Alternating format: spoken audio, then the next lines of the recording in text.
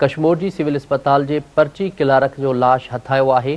पर्ची क्लारक अली अकबर कलवट जो लाश वाशरूम मां हथायो आहे। अवांखे ॿुधायूं पिया इतला ते पुलिस पहुची मढ़ अस्पताल मुंतकिल कयो आहे। कश्मीर जी सिविल अस्पताल जे पर्ची क्लारक जो लाश हथायो आहे। पर्ची क्लारक अली अकबर कलवट जो लाश वाशरूम मां हथायो। इतला ते पुलिस पहुची मढ़ अस्पताल मुंतकिल कयो आहे।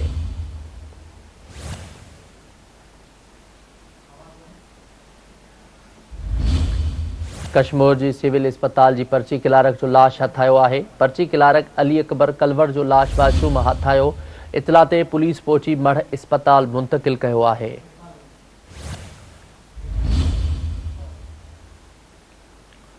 कश्मीर जी सिविल अस्पताल जी पर्ची क्लारक जो लाश हथायो आहे। पर्ची क्लारक अली अकबर कलवट जो लाश वाशरूम मां हथायो आहे। इतला ते पुलिस पहुची मढ़ अस्पताल मुंतकिल कयो आहे।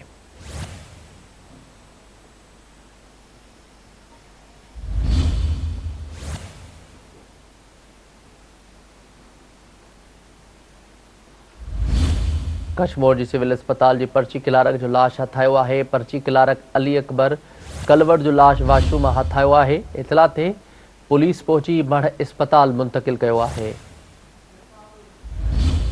वधिक अपडेट्स मालूम कंदासीं किरपाल केसवाणी खां। जी किरपाल, वधिक छा तफ़सील आहिनि? पर्ची क्लारक जो लाश हथायो आहे। जी, सिविल अस्पताल कश्मीर जे पर्ची क्लर्क नौजवान अली अकबर कलवट जो अस्पताल जे वाशरूम में जो है लाश हथायो है। इन दिस में जो है मुंह राब्तो कयो है एडमिनिस्ट्रेटर सिविल अस्पताल कश्मीर जो है एहसान अहमद दायो सां। उनजो चवण है तो जॾहिं वाशरूम बंद मिलो तो असीं पुलिस के इतला कईसूं। जे पहुचण ते पुलिस की मौजूदगी में जो है वाशरूम जो दरवाजो टोड़ोसूं तो जंहिं बाद अंदर जो है सिविल अस्पताल कश्मीर जे पर्ची क्लर्क जो है अली अकबर कलवट जो है लाश हथायो है। हाँ पोस्टमार्टम रिपोर्ट बाद ही खबर पवंदी त इनजी मौत जो कारण छा है।